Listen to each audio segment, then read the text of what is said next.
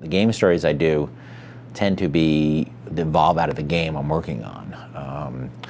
Sometimes they're very natural. Like when we made Freedom Force, I wanted to make a real sort of on-the-nose comic book story. And System Shock 2, we had something to start with. We had the System Shock world to start with.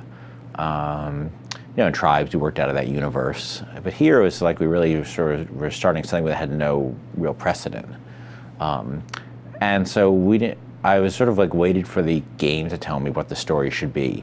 And there was a lot of things that evolved over the course of the game that sort of pointed in that direction. Like, we knew we wanted the game to be in a place that was remote from the world, but complete. Because whenever I play games that take place in an actual place, like, you have a game that takes place in Seattle or New York, and you go up to there's a Jersey barrier there you can't jump over, or you go up to a guy who's like working in a store and you can only say one or two things to him.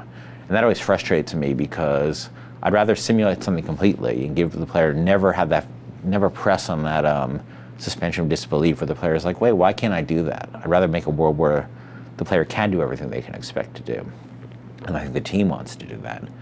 And so we had to sort of come up with a place that was natural, that where you could do everything you wanted to do, but also you're never saying, why can't I just get in a car and drive off? Or why can't I talk to that guy? Or why can't I talk to this guy?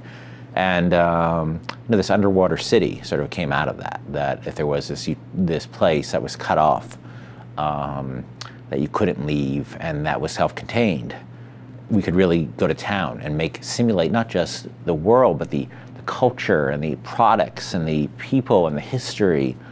And I didn't want to do like a strange science fiction world because that's always going to be hard to relate to. So we made a place that was sort of like its own little alternate history. And everything sort of evolved out of that because I had to ask myself, if we're going to make this believable, why would somebody build a city at the bottom of the ocean? And that's where Bioshock's story came from. Is like asking that question, why would somebody do this? And trying to come up with a believable answer, and everything came out of that.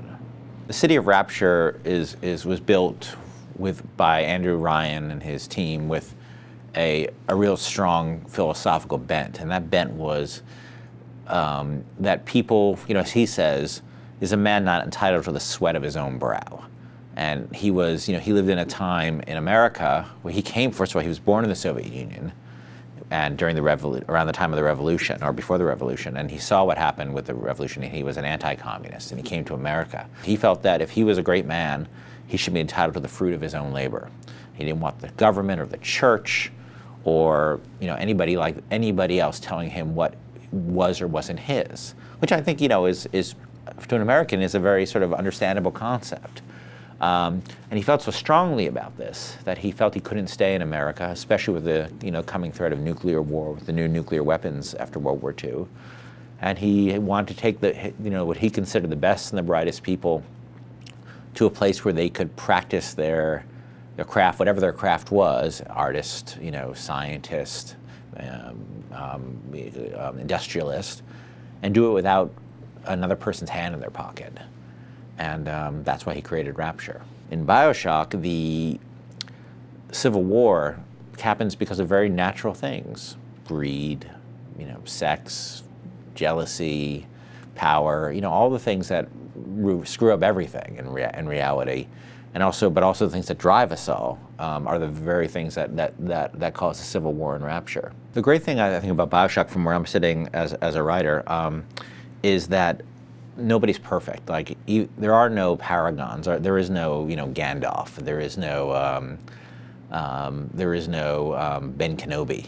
All the characters you encounter, Tenenbaum and Atlas and Ryan, and the people you hear about, like Fontaine, and the people you hear about in their audio diaries and you encounter, everybody is flawed in substantial ways. And you're sort of put in this position with all these moral choices of like, who am I going to listen to? And there's no black hats and white hats, and everybody's had a sort of a dark gray. Well, the diaries are a great way of telling the story, though we have to assume that not everybody's going to listen to all those, because people playing a first-person shooter, there's going to be a contingent of people who really care about that, and we really support them. The story is really detailed and rich. But And there's incredible amount of detail. You can put the whole history of Rapture together from those audio diaries. We very carefully wrote them and chose them. There's just listening to the world, listening to the public service announcements as you walk around the world, various advertisements from the world, just seeing the vending machines, watching the Big Daddy and Little Sister interact, seeing these sort of ghostly scenes that you come across, and you find out why there are ghosts in Rapture. There's a dozen storytelling mediums in the game, and they're all really rich, and they're all designed that even the person who's playing it the most casual way is going to get a sense of what's happening here.